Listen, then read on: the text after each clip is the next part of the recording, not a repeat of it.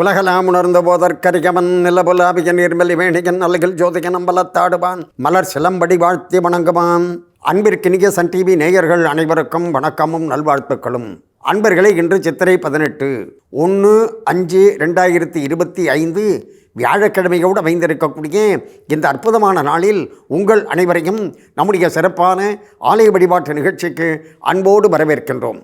இன்றைய தினம் குருவாரமாக வியாழக்கிழமையாக அமைந்திருக்கின்ற காரணத்தால் குரு தரிசனம் நமக்கு கோடி புண்ணியத்தை தரும் என்ற கருத்தின் அடிப்படையில் தஞ்சைக்கு அருகில் திட்டை என்று சொல்லக்கூடிய திருத்தலத்தில் அருள்பாலித்து வரக்கூடிய ராஜ குரு பகவானை, மங்களாம்பிகை சமேத ஸ்ரீ வசிஷ்டேஸ்வரரை, அந்த ஆலயத்தை இன்றைய தினம் நாம் தரிசிக்க இருக்கின்றோம். அன்பர்களே, இந்த திருத்தலத்தில் குரு பகவான் ராஜ குருவாக அருள்பாலித்து வருகின்றார். அதாவது நின்ற திருக்கோலத்தில் தெற்கு நோக்கி தரிசனம் தரக்கூடிய அற்புத தெய்வமாக விளங்குகின்றார். இது ஒரு அற்புதமான குரு பரிகார ஸ்தலமாக விளங்குகின்றது. குரு பரிகார ஸ்தலங்கள் என்று நாம் அப்படி சிந்திக்கின்ற நேரத்தில் உடனடியாக அனைவருடைய நினைவுக்கும் வருவது என்ன என்று சொன்னால் ஆலங்குடி, அதற்கடுத்ததாக திட்டை, அதற்கடுத்ததாக திருச்செந்தூர் என்று இப்படி குரு பரிகார ஸ்தலங்களாக பக்தர்களுக்கு நினைவுக்கு வரும். அதில் இரண்டாவது இடத்தில் இருக்கக்கூடியது இந்த திட்டை. இந்த திட்டை என்ற பெயரானது இந்த ஊருக்கு ஏன் வந்தது? இதற்கு தென்குடி திட்டை என்று ஒரு பெயர். அப்போ வடகுடி திட்டை என்று ஒன்று இருக்க வேண்டும் அல்லவா? எனவே அந்த வடகுடி திட்டை என்பது எது என்று சொன்னால் சீர்காழி. தென்குடி திட்டை என்று தஞ்சாவூருக்கு அருகில் இருக்கக்கூடிய இந்த திருத்தலமானது அழைக்கப்படுகின்றது. அதாவது பிரளய காலத்தில் இந்த பகுதியானது, இந்த பகுதி கொஞ்சம் மேடாக ஒரு திட்டாக அப்படி இருக்க, அங்கு அம்பிகையானவள் இறைவனோடு அப்படி சேர்ந்து ஓடத்திலே வந்து ஹம் என்று சொல்லக்கூடிய ஒலியை எழுப்பி அவள் இந்த உலகத்தை அப்படியே படைக்க வேண்டும் என்று முற்பட்டாள். ஆகையினாலே இது மிகப்பெரிய ஒரு பழமையான திருத்தலமாக விளங்குகின்றது. இப்போ இது தென்குடி திட்டை என்று சொல்கின்ற பொழுது வடகுடி திட்டை என்று சீர்காழியை பற்றி சொன்னோம் அல்லவா?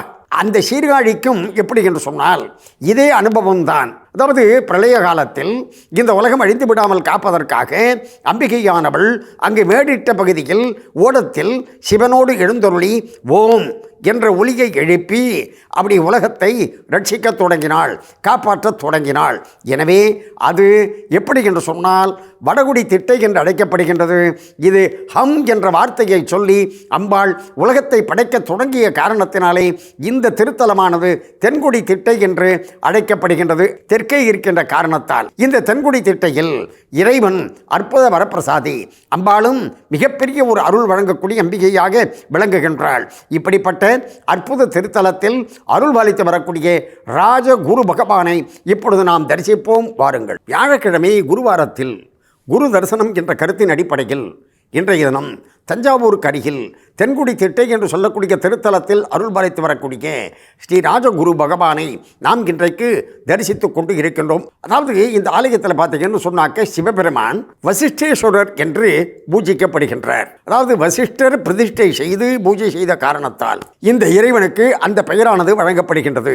எனவே இந்த பகுதியானது வசிஷ்டாசிரமம் என்று கூட அழைக்கப்பட்டது ஒரு காலத்தில். எல்லாவற்றிற்கு மேலாக காமதேனு இந்த இறைவனை பூஜித்த காரணத்தினாலே தேனுபுரீஸ்வரர் என்றும் பசுபதிநாதர் என்றும் அழைக்கப்படுகின்றார் இந்த இறைவன். இந்த வசிஷ்டேஸ்வரர் ஆலயத்தில் பார்த்தீங்கன்னு சொன்னாக்க மூலஸ்தானத்தில் அருள்பாலிக்கக்கூடிய இந்த இறைவன் பிரகாரத்தில் இந்த பகவானை சுற்றி 4 சிவலிங்கங்கள் பிரதிஷ்டை செய்யப்பட்டு இருக்கின்றன.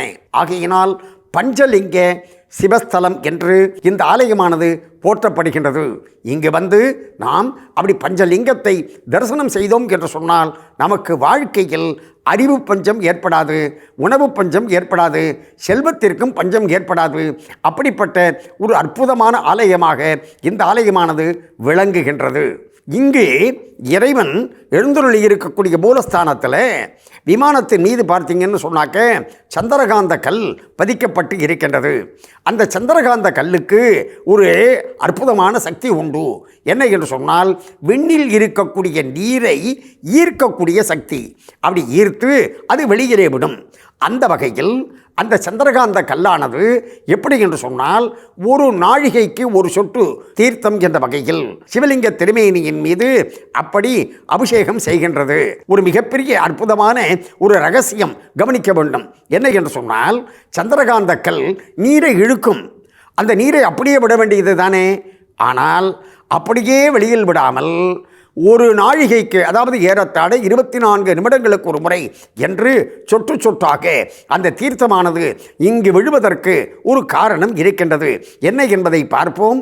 இப்பொழுது நாம் தென்குடி திட்டை ராஜகுரு ஆலயத்தை தொடர்ந்து தரிசிப்போம் வாருங்கள். தஞ்சைக்கு அருகில் தென்குடி திட்டை என்று சொல்லக்கூடிய திருத்தலத்தில் அருள்பாலித்து வரக்கூடிய ராஜ குரு பகவான் அந்த வசிஷ்டேஸ்வரர் ஆலயத்தை இன்றைக்கு நாம் தரிசித்துக் கொண்டு இருக்கின்றோம்.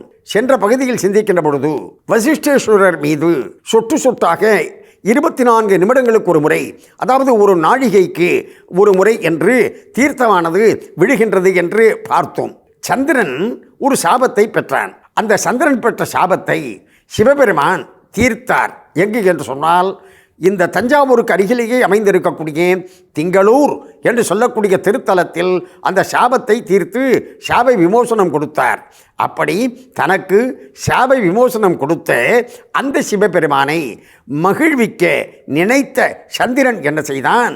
இந்த திருத்தலத்தை தேர்ந்தெடுத்தான். எந்த திருத்தலத்தை? குரு பகவான் எழுந்தருளி இருக்கக்கூடிய இந்த திருத்தலத்தை. அதாவது ராமாயண காலத்தில் ராமருக்கே குருவாக இருந்த வசிஷ்டர், அவர் பிரதிஷ்டை செய்த தெய்வம் அல்லவா இந்த வசிஷ்டேஸ்வரர். ஆகையினாலும் இது ஒரு குரு பரிகார ஸ்தலமாக விளங்குகின்றது. எனவே குரு அப்படி பிரதிஷ்டை செய்த சிவபெருமான் திருமேனியை சந்திரன் என்ன செய்தான்? விண்ணிலிருந்து நீரை ஈர்த்து ஒரு நாழிகைக்கு ஒரு முறை என்று ஒவ்வொரு சொட்டு தீர்த்தமாக சிவலிங்க திருமேனியின் மீது விழுந்து அப்படி அபிஷேகம் செய்யக்கூடிய வகையில் அமைக்கப்பட்டான் என்று சொல்லப்படுகின்றது. எனவே இப்படி சந்திரன் தன்னுடைய நன்றியை, தன்னுடைய தோஷத்தை போக்கிய இறைவனுக்கு காட்டக்கூடிய அற்புதமான திருத்தலமாக விளங்குகின்றது.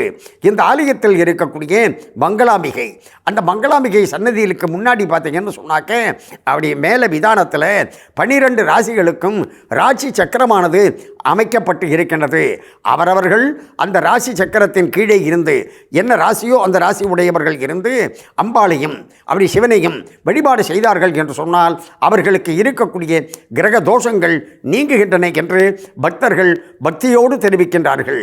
ராஜ குருவாக இருக்கக்கூடிய இந்த குரு பகவானுடைய அருள் ஆற்றல் என்று அப்படி பார்க்கின்ற பொழுது அது எல்லை இல்லாதது என்று அப்படி பக்தர்கள் சொல்லிக்கொண்டே செல்கின்றார்கள். அப்படியே எல்லையில்லாத ஆற்றல் மிக்க தெய்வமாக விளங்கக்கூடிய ராஜகுரு, அந்த ராஜகுருவிற்கு அத்தகைய ஆற்றலை வழங்கியதே யார் என்று சொன்னால் இந்த வசிஷ்டேஸ்வரரும் இந்த மங்களாம்பிகையும் ராஜகுருவினுடைய அருளாலும் மங்களாம்பிகை சமேத ஸ்ரீ வசிஷ்டேஸ்வரருடைய அருளாலும் நம்முடைய நேயர்கள் அனைவரும் எல்லா நலமும் பெற்று பல்லாண்டு பல்லாண்டு வாழ வேண்டும் என்று பிரார்த்தனை செய்து கொண்டு இந்த அளவில் நிறைவு செய்து கொள்வது நாகை முகுந்தன்.